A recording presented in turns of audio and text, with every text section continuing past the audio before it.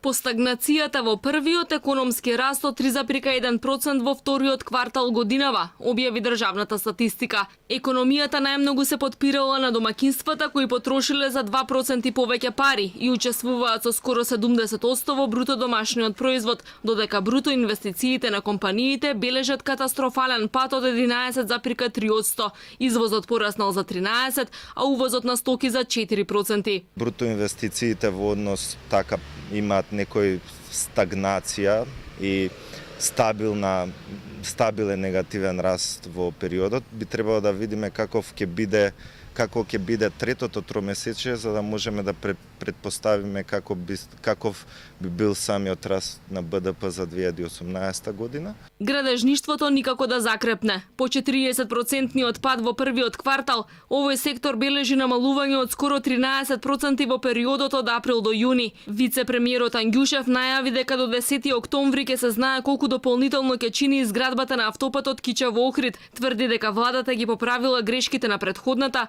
и успеала да договори пониски цени со кинескиот Синохидро. Во од ќе се решаваат и проблемите со експроприацијата на земјиштето. Ке се деблокира градењето на овој автопат во прва фаза, а додека за сите дополнителни работи, но многу поекономично и по цени далеку пониски од тие кои што претходно биле номинирани, во следен анекс ке се дефинираат и крајните вредности на проектот. Очекуваме дека со домаќински пристап на овој проект ќе се заштедат сериозни средства за државата, при тоа проектот ќе биде имплементиран и нормално на крајот државата нема да ја исправиме пред ситуација на финансиски претешкоти и да имаме сериозно влијание и врз градежниот и врз банкарскиот сектор. И додека владата чека на градежништвото конечно да му тргне, економскиот раст најмногу го билдаат сектори како уметност, забава и рекреација и дејности на домакинствата како работодавачи, кои бележат раст од скоро 14%, додека трговијата на големо и мало се зголемила за 12,7%. Земјоделството стагнирало, а преработувачката индустрија создала за 5,8% поголемо производство.